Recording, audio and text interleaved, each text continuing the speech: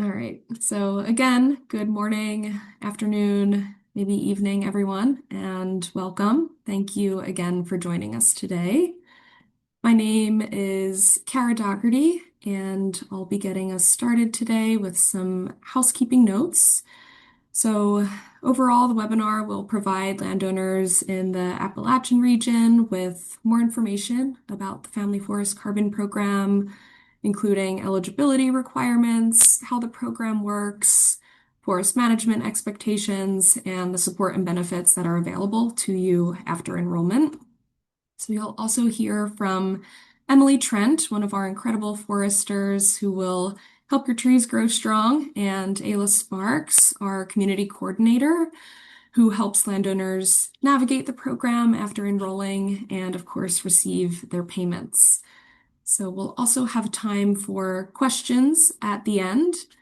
And before we begin, I'd like to mention that this webinar is being recorded and the recording will be sent to everyone who registered for today's session. And lastly, please feel free to use the Q&A feature throughout the webinar to submit any questions as they come up. We'll answer them during the Q&A portion at the end, or we'll follow up afterward if needed. So again, we really appreciate you taking the time to join us today, and we're excited to share more about the Family Forest Carbon Program. All right, so what is the Family Forest Carbon Program? So the program helps landowners with 30 or more eligible forested acres work toward their forest management goals while earning income along the way. So the program has several regional practices, but here in the Appalachian region, landowners can enroll in our Growing Mature Forest practice, and that is what we'll primarily focus on today. So through the practice, enrolled landowners receive annual incentive payments that are intended to help offset the costs of owning and managing their land, along with guidance from a professional forester and a personalized forest management plan to support long-term forest health. So the program focuses on improving forest health, like I said, wildlife habitat, timber value, and ultimately increasing the amount of carbon stored on the property over the 20-year enrollment term. And I also want to mention here that one thing that makes our program unique is its flexibility. So landowners receive guaranteed payments with no market risk, shorter enrollment terms than other carbon programs, and the ability to continue some harvesting activities while participating. So for instance, if you want to build a cabin or a food plot, maybe widen a driveway or a hiking trail, you can do that. So at the end of the day, the goal is quite simple: healthier, more resilient forests that continue providing value for you, your family, and future generations. All right, so another unique aspect that really sets the program apart is our nonprofit status. So the program was created through a partnership between the Nature Conservancy and the American Forest Foundation, where I'm employed. The American Forest Foundation is a national conservation nonprofit organization that is focused on empowering family forest landowners to make a meaningful conservation impact on their land. And because of that mission-driven approach, we really do care about real conservation outcomes, not delivering returns to shareholders or investors the way for-profit companies do. So we work we work to direct as much program revenue into the woods as possible. So to ultimately support landowners and the long-term health of their forests. And that approach really keeps the focus where it belongs, which is helping families and landowners like yourselves care for their forests in ways that are both environmentally and financially sustainable. So this really is one of the reasons I'm really so proud to work with and for the American Forest Foundation. And with nearly 40% of forests in the country owned by families and individuals, Landowners like you really hold a huge amount of influence over forest health and the future of our landscapes. So, my role at the American Forest Foundation is to learn about your goals, share how we can help support them, and help you determine whether enrolling is a good fit for you. Lastly, as a nonprofit run program, the Family Forest Carbon Program is funded through the sale of carbon credits generated from your properties, along with grants and private donations. And I want to share here that right now is a really incredible time to approach our program. And that's because we were recently awarded a grant from the USDA, and we can share that financial award directly with our landowners. All right. So, one important thing to know is that landowners maintain the full privacy and ownership of their land upon enrolling. So, how it works is you would lease your carbon rights to our program during the duration of the enrollment term, which again is 20 years. And in terms of those payments, the Family Forest Carbon Program offers a guaranteed base payment, as I mentioned before, plus a premium payment at this time. And those payments are stable, they're not tied to short-term market swings. And if the carbon market does perform better than we've anticipated and accounted for in our financial model, we intend to pass that benefit and that upside on to our enrolled landowners. So, as a nonprofit run program, we are set up with landowners in mind, truly. So, we take on the market risk. So, if carbon prices don't perform as expected, your payments don't go down. So, at the same time, if the market outperforms significantly, a portion of that upside is shared since some revenue is reinvested back into running and improving the program to support program operations, expansion into new states, and of course, ongoing support for enrolled landowners over time.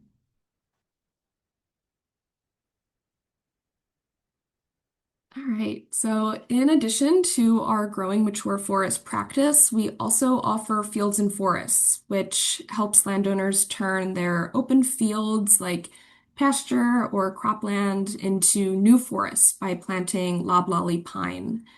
So, in this practice as well, landowners receive those annual payments, forestry guidance, and the profits from any timber harvest that you might choose to conduct during the enrollment term. And I should also mention that it's an incredible benefit to enrollees that the program coordinates and pays for all pine seedlings, site prep, and planting. So right now we are enrolling landowners with 30 or more acres of open fields in Alabama, Florida, Georgia, and South Carolina. So if you check eligibility on our website, it will show whether you qualify for fields and forests or growing mature forests, and sometimes even both. And from there, you may be connected with me or one of my other awesome teammates who can help guide you through the next steps. All right, so now we'll be moving to the benefits of enrolling. So, there are several benefits to enrolling in the Family Forest Carbon Program, and my colleague Ayla will go into more detail on those shortly. But to summarize, there are four main ones that I want to highlight right now. So, first, you get paid to manage your forest in a way that improves its long-term health. So those payments, as I mentioned a few times, they are stable and they're designed to support the costs of owning and caring for your land. And ultimately, you can choose how you wish to use those payments. Second, you are not doing it alone. So you get ongoing support from a professional forester and a personalized forest management plan that's tailored to your lands and your goals. And third, your forest gets stronger over time. So the practices we use, they're focused on improving wildlife habitat, increasing timber value, and ultimately storing more carbon in your trees and even your soil. And finally, here, you stay in control of your land. So you can still tap your trees for maple syrup. You can run an Airbnb. You can hunt. You can fish. You can ride your ATV, all while still earning income from the program.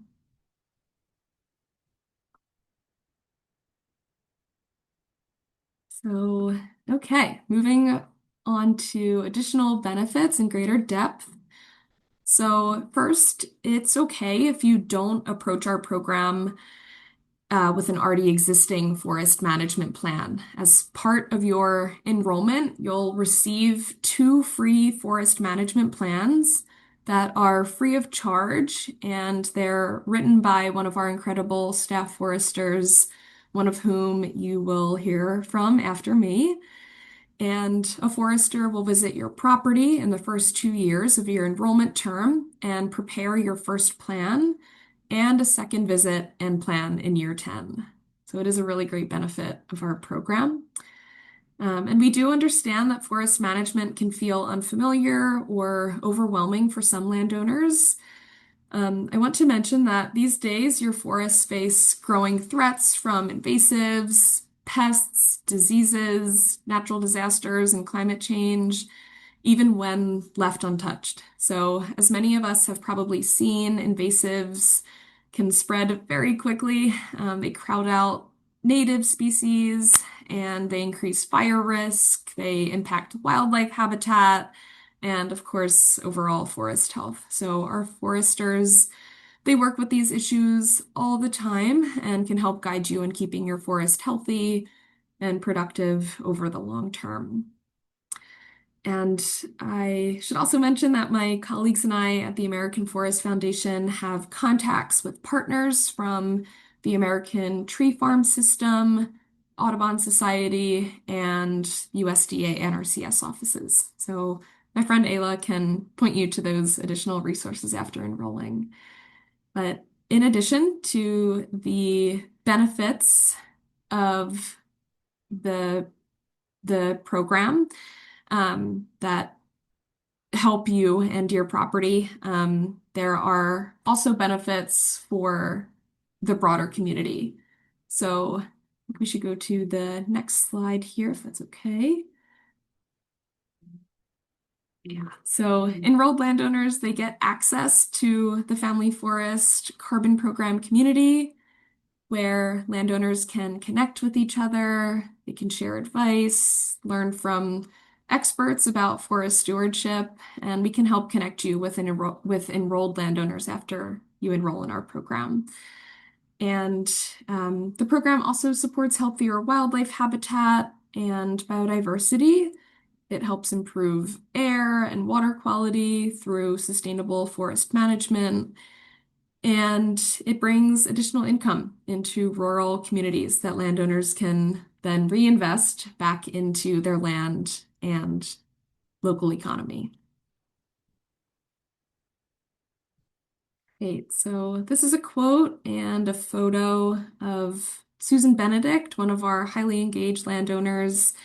She is actively using the payments she receives from us to help own and maintain her property, as I had discussed earlier. And this support that she receives may allow her to keep the land in her family for future generations while also protecting it from increasing development.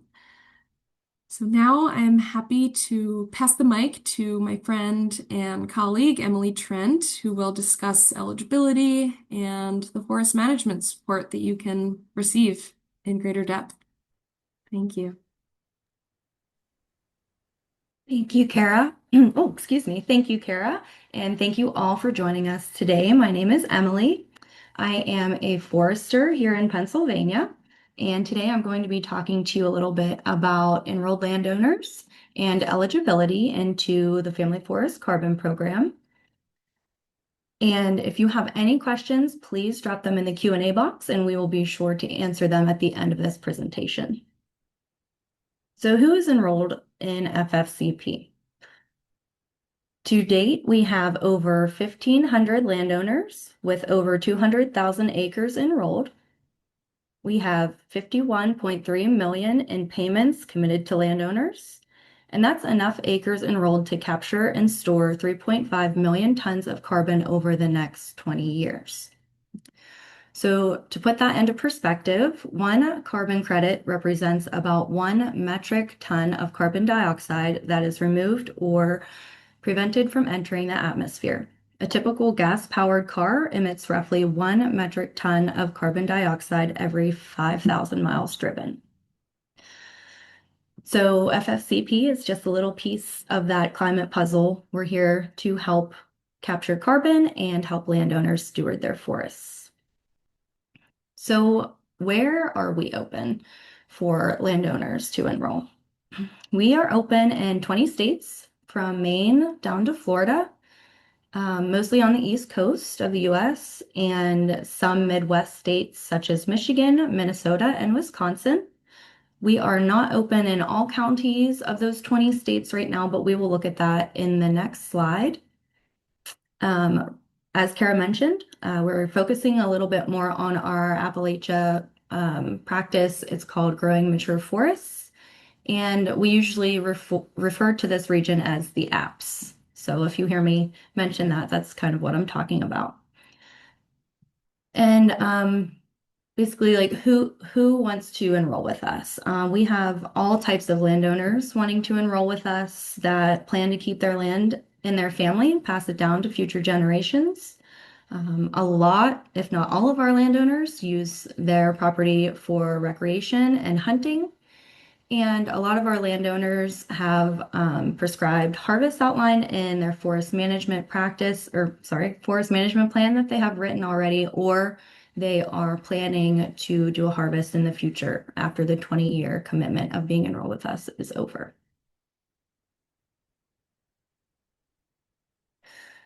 So here are the counties that we are open in. You can see those in the light green. So you can see in the Midwest, we're not open in all counties there. Same with Florida, a little in Ohio. But if you're curious and want to check your eligibility, please go to our website, www.familyforestcarbon.org, and it'll get the ball rolling on seeing whether you qualify or not.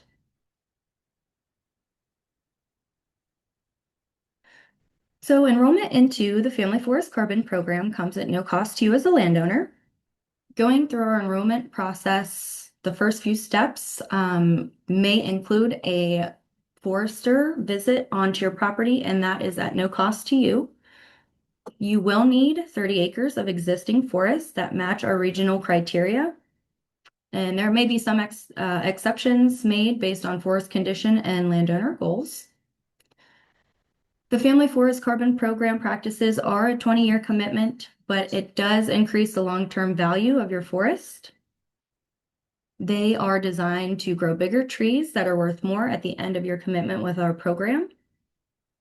You may not have any existing restrictions on timber harvesting activities, so that would include local ordinances, conservation easements, and designated no harvest areas. So if we will go over this again in a couple of slides, but if you do have a conservation easement or a current forest management plan or anything like that, you can send it in to us, and foresters will review those documents for you to see if they are compatible with the program. And then your land is not or has not been enrolled in another forest carbon program, but there are exceptions for former NCX participants.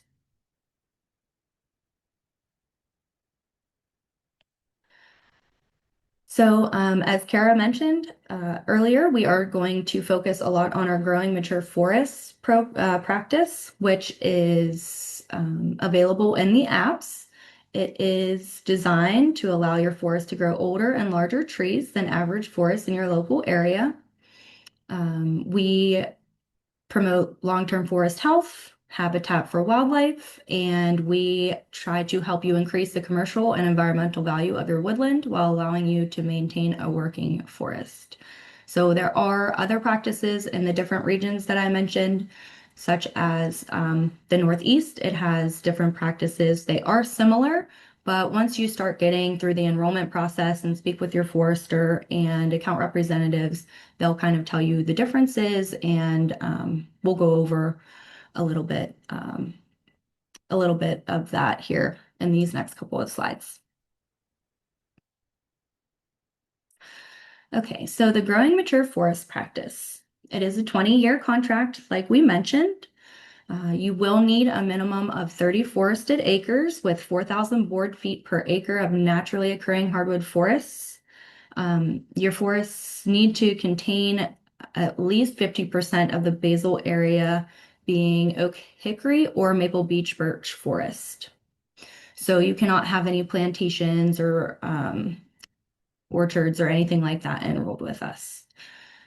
Through that 20-year commitment, there will be no clear cutting or high grading throughout your property or the project area that you enroll with us. But we do allow some sustainable harvesting and yearly personal firewood allowance that we'll go over here in the next two slides. And as Kara mentioned earlier, we do give you a free forest management plan that will update every 10 years, or we can give you a stipend to pay a forester to write you a more detailed plan. But again, we have another slide about that we'll go over in more detail here in a couple minutes. Okay, so your personal use allowance. So this is your firewood. It's going to be anything below 12 inches in diameter to 6 inches in diameter at breast height. So there will be no diameter limit on naturally fallen or dead trees because we do want you to leave some dead snags and some dead wood in your forest for wildlife habitat. And of course, it is still a part of the carbon cycle, even after it dies. And then the standing live trees that you harvest for your firewood, like I mentioned, must be below 12 inches in diameter. And the first five cords will be for the first 200 acres, and then an additional 5 cords can be taken out for every additional 100 acres enrolled. So it's easier to see in this chart here at the bottom. So we start at 5 cords, and then we go up to a maximum of 25 cords a year. And you are allowed to sell this firewood to make more money if you choose to do so.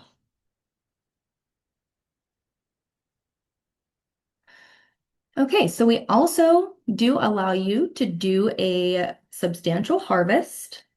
So if you are planning to do something like this, you must let us know at least 30 days in advance. And then you also must hire a qualified third-party forester to conduct a pre- and post-harvest inventory so that we know you're not removing more than 25% of the total basal area of the contract area. And you also may not reduce the quadratic mean diameter beyond 10%. So basically, you may not harvest in a manner contradictory to the state best management practices. So we do understand that harvesting is good for the forest. It's good for wildlife. We know it helps increase the health of your forest, and that's what we're here to do. So that's why we do allow this, but we do have to have restrictions in place since we are selling your carbon credits. We do need that canopy cover there, and we need to be able to still sequester that same amount of carbon throughout the 20-year period.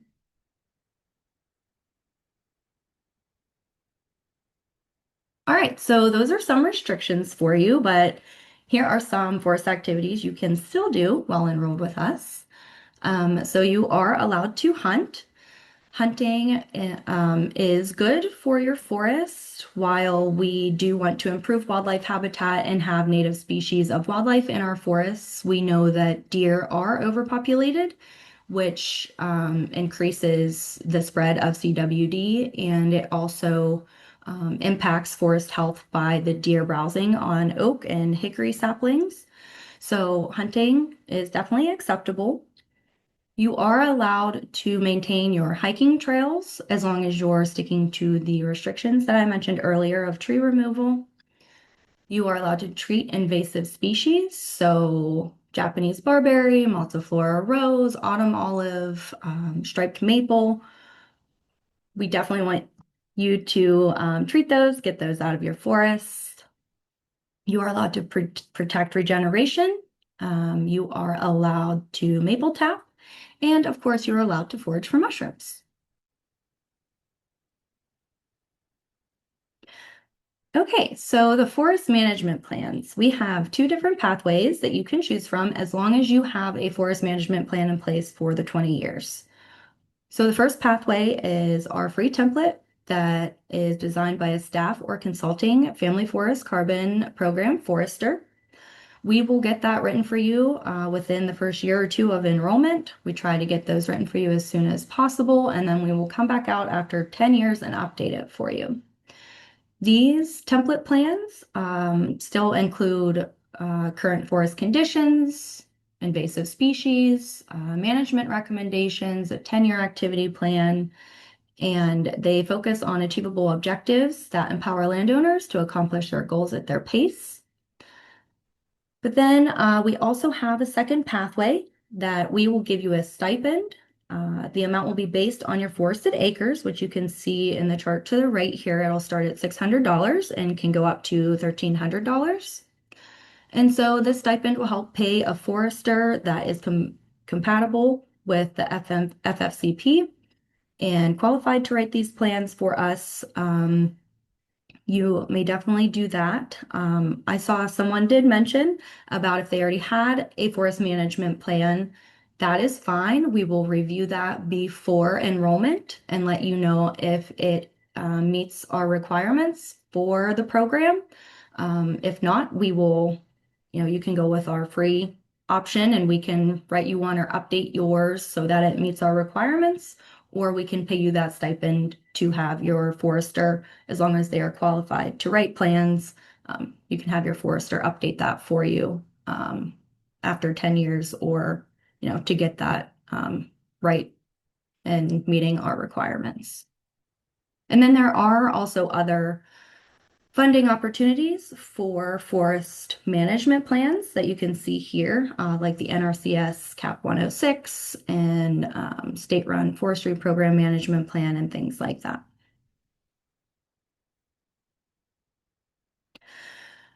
Okay, so like I mentioned, if you have a forest management plan or conservation easement, we will work with you to see if it is compatible with FFCP.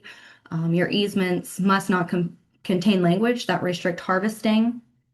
So we will review those for you and let you know if they're compatible or not. Utility and gas line right-of-ways usually aren't of any concern, so we can usually see those on satellite imagery and remove those from the project area ahead of time. But if a utility company does come to your property and tells you they need to put in a right-of-way or an access road or something like that, that's totally okay. Please just call us and we will come out, forester will come out, talk you through the process, see what types of trees may need to be removed. It may go towards your substantial harvest, may go towards your firewood, or we may just have to remove it from your contract area completely. But as long as you call us and let us know this is happening, it's usually no problem whatsoever. All right, so exclusions. So this is what we're not going to include in the contract area. So it's basically no non-forested areas, so ponds won't be included, rivers, fields, maintained areas like yards, gas wells, roads, food plots, and right-of-ways, buildings, plantations larger than 5 acres, any understocked areas, and if you know of any areas where you may be building a cabin or putting in a road or a large food plot, we can exclude those ahead of time so that you won't have those restrictions on those few acres you may be doing that on.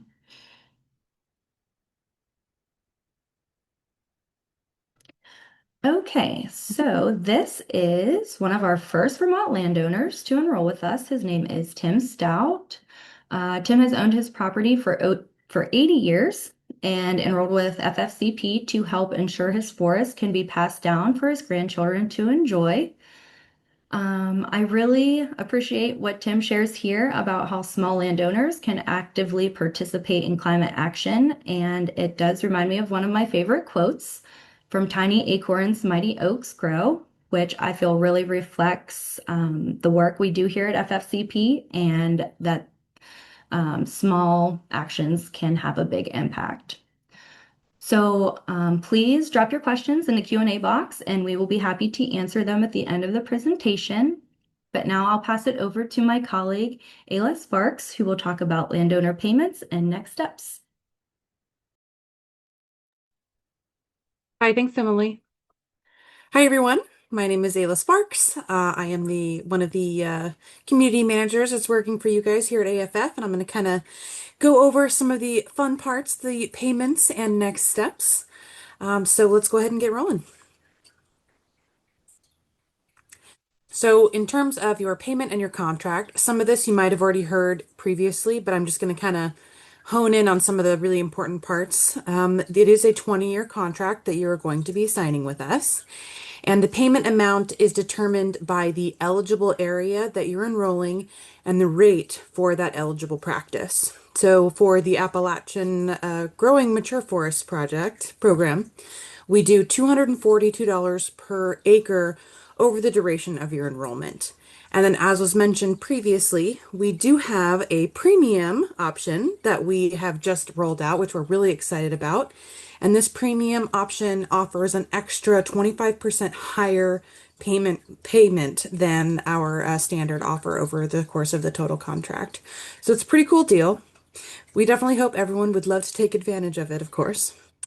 And then depending on which option you select for your forest management plan, you will also have included in your payment that stipend, depending on which option you select. So you will know exactly how much you're going to be getting paid before you sign your contract. So we'll have a forester who surveys the property with the landowner always. Well, you're invited to join, you're not required to be there, but the landowners will then receive their offer, and you have 30 days to consider if that offer is good for you. And within that offer, like I said, it will tell you exactly how much you can expect payment for the course of your contract. And then most landowners, the process of enroll within 90 days of requesting your forester consult. So this is just a payment breakdown example for our standard offer, not the premium offer. So if you're in the growing mature forests, again, that payment rate is $242 per acre. And then the enrollment term is 1 to 20 years. And for each year of your enrollment, your percentage payment total is going to be 5%. So every year you will receive 5% in payment of the total amount of the contract. So if you enroll 100 acres, then your total payment for the 20 years will be $24,200.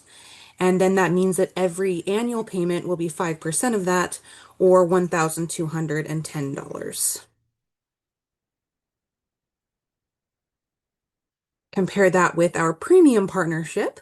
So we are offering the higher upfront incentives for the first year. So that premium is going to be a little bit more work, but that's why we're offering it as a premium offer. And the premium benefit payment goes out in the first year, which is great for anyone who's wanting to actively get started on monitoring or doing any work on their property. But also, you can do whatever you want with the payment that you're receiving. It's your money. So if you want to put it back into your woods, or if you have other farm equipment you need, whatever you guys want. But it is the first year that you'll be receiving that payment along the premium offer payment will be in the first year. So going back to that example that we just showed you, the standard offer would be for $24,200. However, if you completed all the necessary steps for the premium offer, you will instead, over the course of your contract, be receiving $30,250. And so the difference in that year one payment for the standard would be the $1,210, but for the premium offer would be $7,260 for the first year.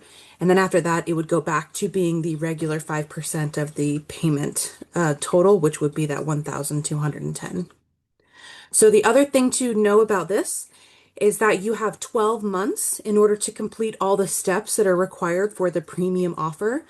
I will say that's quite a long time. It will not take that long if you are actively working to meet the requirements. But if something happens and you are unable to complete those steps, whether on you or some unforeseen circumstances, that's okay. You don't lose your contract. It just reverts to the standard contract after that 12-year mark, 12-month mark. So what are those extra steps to get that premium offer, right? So it's not, I don't think it's not too bad. You'll be relatively familiar with a lot of these. So the first thing that we need you to do is to establish or update your farm records. So this is done with your local farm service agency, and you have to basically register your property with the farm service agency, and we can help connect you with your local office, or if there's one that you're already working with, you'll have their contact, and we just need you to get that farm and tract number from them. Then the second step is to complete, there's two forms specifically that we need you to complete with the Farm Service Agency. Now, luckily, these steps can pretty much all be done at the same time with the same FSA office. So we need you to complete two compliance forms with the FSA. It's a Form 1026 and 2047. These basically are just confirming your eligibility for our program. And then once we have those two forms with the FSA, then the FSA can produce what's called a producer subsidiary print, which is kind of just a collection of all of your eligibility that is shown from the forms that you complete in step two. So you'll be receiving this at the end, and then you just provide us with your subsidiary print and the map of your property given to you by the FSA, and that is what we need for your premium offer requirements. And then after that, we will need a yearly subsidiary print provided to us. And as long as you don't make any large changes to your property, you will not have to recomplete the forms. You will just have to reach back out to any FSA office in your area and say, hey, I need my yearly subsidiary print. And they'll send that to you. You provide it to us. And we also make sure that we notify you well ahead of time, letting you know, hey, we're going to need that subsidiary print coming up. Please provide it. So these are the things that need to be completed within the first 12 months if you are working towards the premium offer. And we will help you through every single step of the way for these. We are here, we're definitely well versed in collecting these documents and working with the FSA now. So we're happy to help in any way. So say that sounds amazing, which hopefully it does, and you decide you want to try to get started and see if you're eligible. So this graphic here just kind of goes step by step through the process of getting enrolled. So first thing, you can go to our website and just check to see if your property is eligible for any of our programs. Then one of our staff members will be available to speak with you to confirm some of that eligibility and make sure that our program works for you. And then we'll have a forester who will confirm the acres for your enrollment. They will be visiting your property. Again, they will never come to your property without informing you. And you're welcome to join them during their visits. And we highly encourage you do because it's kind of a one-on-one time for you to bombard these foresters with any questions you have about your property. And they love it too. So. Then we will write up your offer for you, which again will include everything you need to know about the program, all the do's and the don'ts, and how much you're going to be expected to be paid, or you will be paid, not expected, how much you specifically will get paid. And then you decide if that sounds good to you. If it does, then you sign that contract and you submit the documents that you need for payment, such as like a W-9, things like that. You can use the payments again however you wish. That is your money. And then your forester will work with you to develop that forest management plan.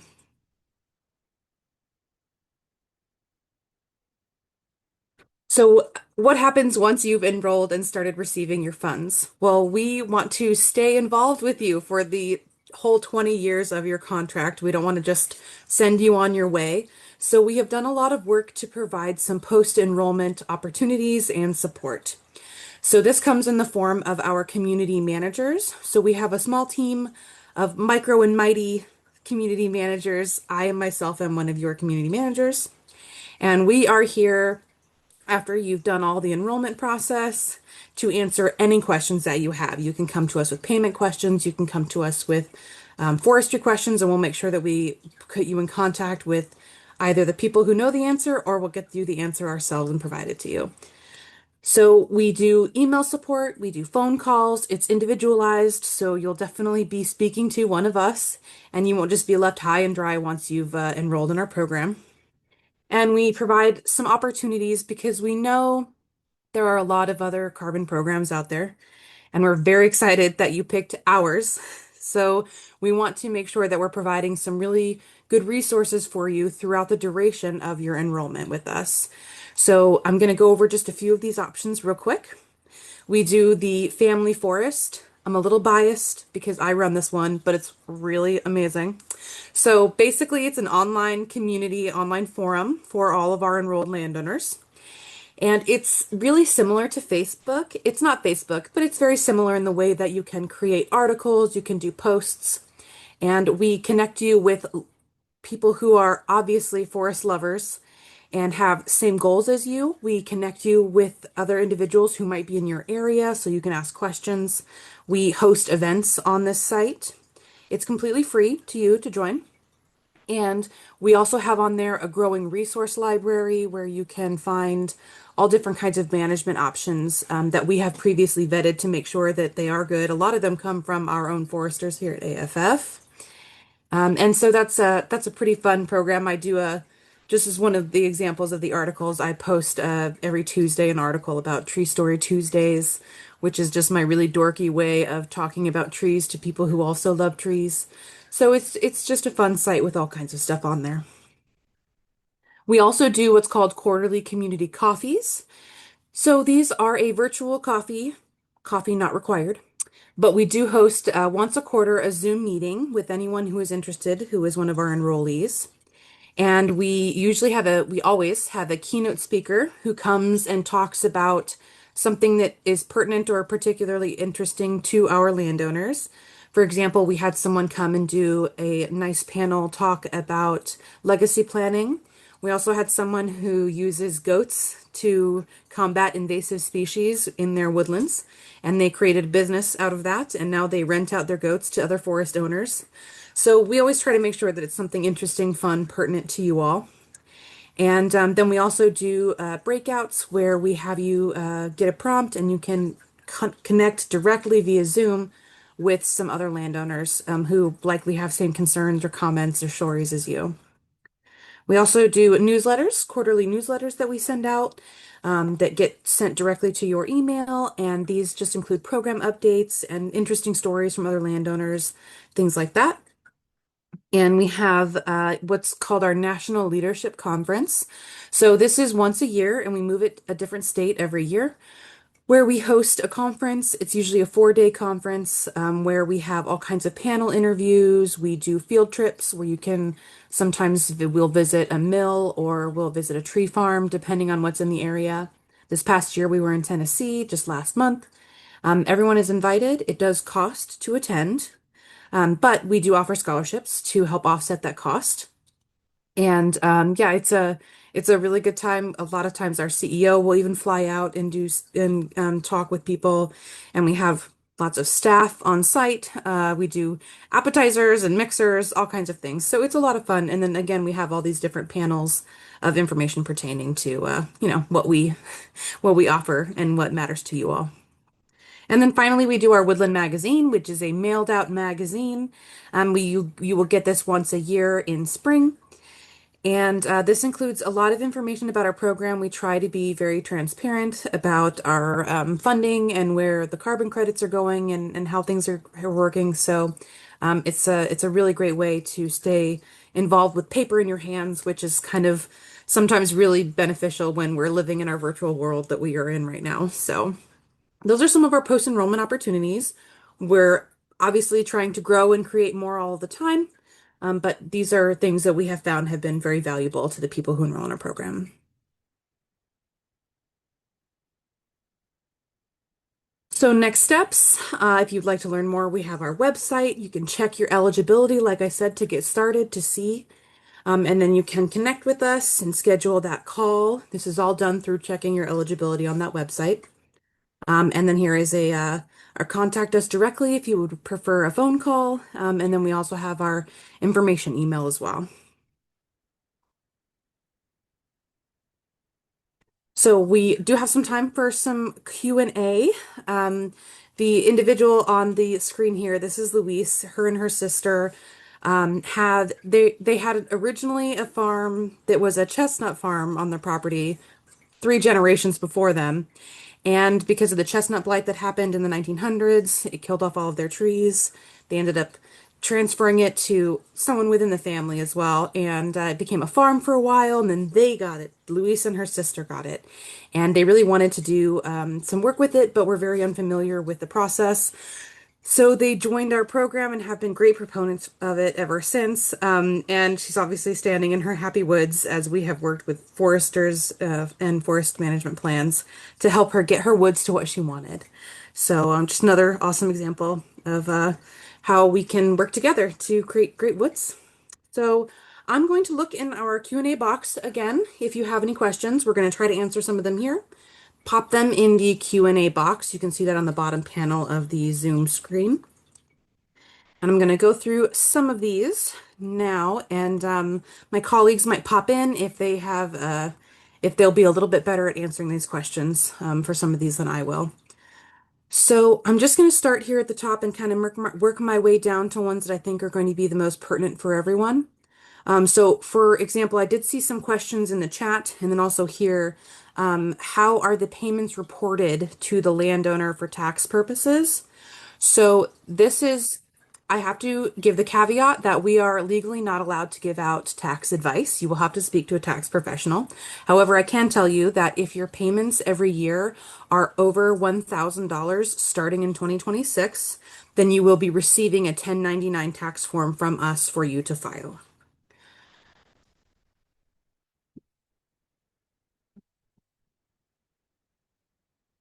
Are you allowed to have farm animals, cattle, goats inside the woods?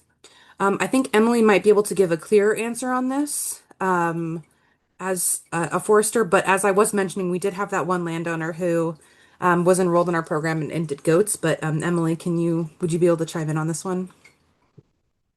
Hi, yes. So you are allowed to have goats. That is fine as they do eat the invasive species.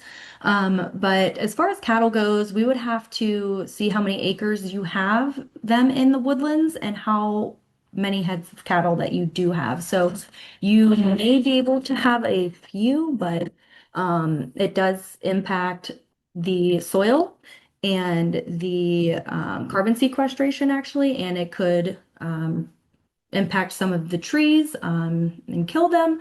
So we do take a look at that. You may be able to have a few, but it'll depend on your acreage and how many you have. Case by case basis, it sounds like. Also, Emily, since you're already answering questions, here's another one. What landowner obligations are there with the forest management plan once they receive it? Okay, that is a great question. We do want you to do some active management. If it is removing a few invasive species while walking your trail, planting some native saplings, anything that you're able to do, we understand that it is difficult to manage your forest depending on how many acres you have, if you live on the property or not. So as long as you are doing some active management throughout the 20 years and have that forest management plan in place.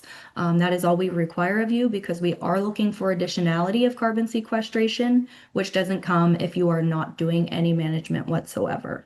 So as long as you are doing a little bit, my kids love walking through the woods and pulling out some striped maple here and there. Like that's perfect. We're looking for stuff like that. Whatever you're able to do, make it fun. It's all. Turn it into a game stomping on the spotted lanternfly.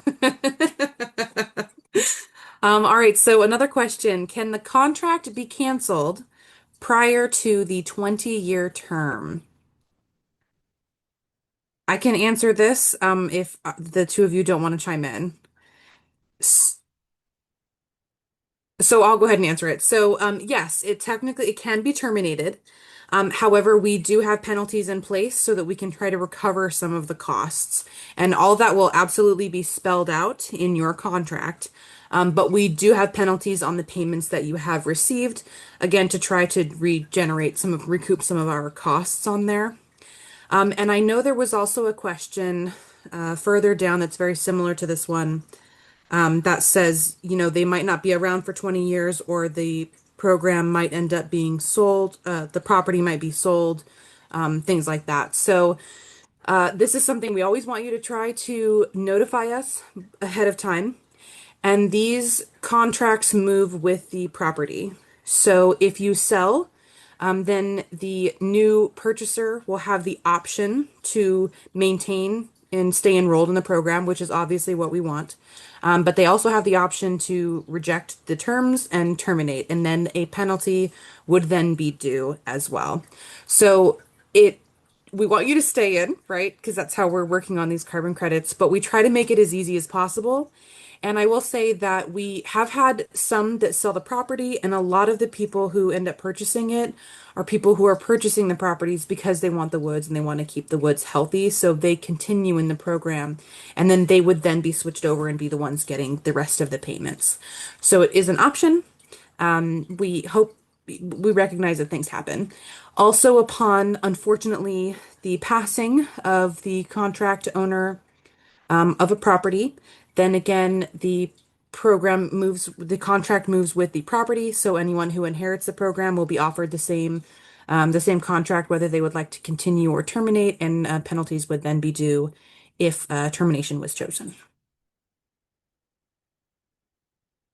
Let's see. Hmm. This is an interesting question as well. Does land geography impact eligibility, ravines, steepness, elevation, rock outcrops, etc.? Emily, I think this one might be for you. Yes, so it does. So if it's too steep to conduct a timber harvest, basically it is not eligible. Um, ravines, oh, I am sorry about my dog in the background. But basically we will, like I mentioned, we'll exclude like rivers, ponds, things like that. If it's too steep, yes, that won't be eligible. Um, what was the other part of the question, Ayla? Um, I'll just scroll back up to it. I was looking at other ones. Yeah, I think you pretty much answered it. It was just what will impact the eligibility in terms of landscape. Yeah, and then usually if there's like a river, some people do have conservation easements around the riparian buffer. So that kind of goes hand in hand with that. So we'll exclude that if you have some sort of easement around the riparian buffer there if you're doing some type of riparian buffer work. But yeah, that's pretty much it. So we're gonna have a hard stop at one, just so that you know. But we do have time. I'm gonna go through a few more questions here. Um, I think, Kara, this one might be best coming from you. Who will be the third party verification and validation body for this program? Yeah, so that would be Vera. That's our carbon credit verifying body. And again, feel free to put some more questions in here, but oh, here's a fun one. How long has this program been in existence?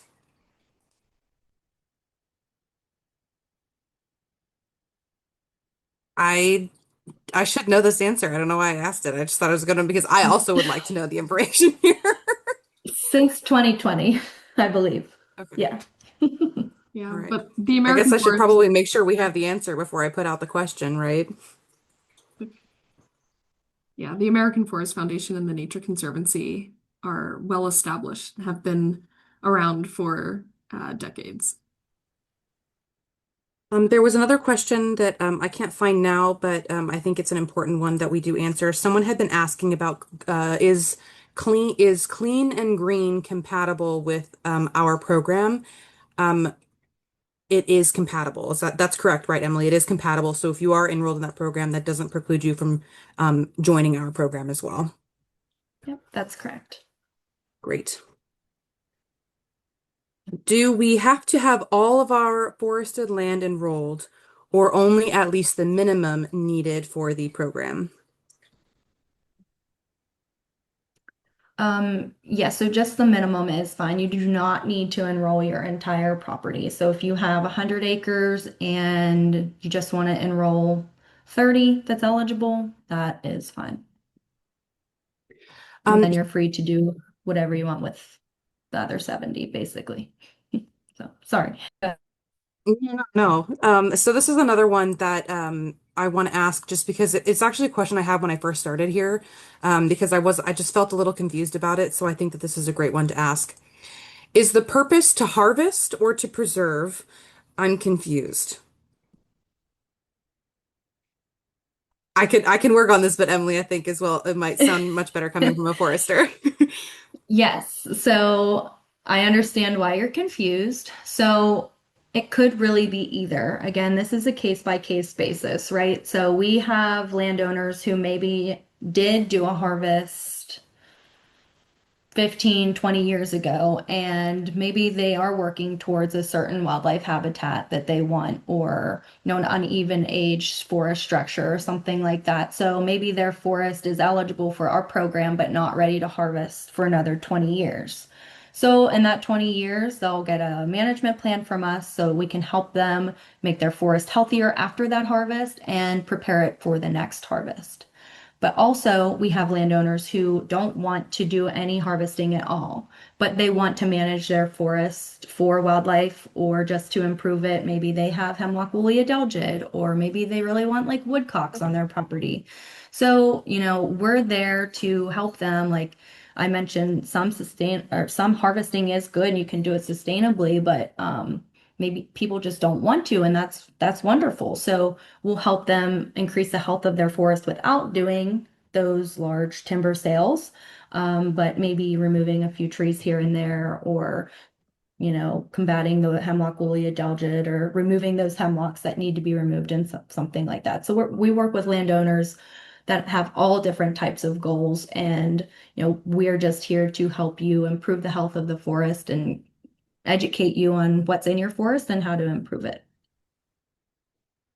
And then there were some questions asking if this recording or if this webinar will be available. And yes, it will. I believe that it's going to be posted on YouTube. We usually post it, but also a recording of it can be sent to attendees.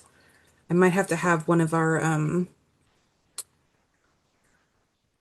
our hosts inform if you could just put it in the chat really quick. How this can be accessed by someone who might be interested after the webinar is over.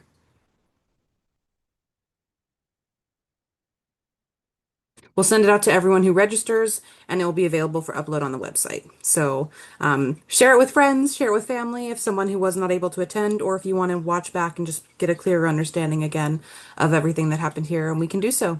But that's about all the time we have for questions.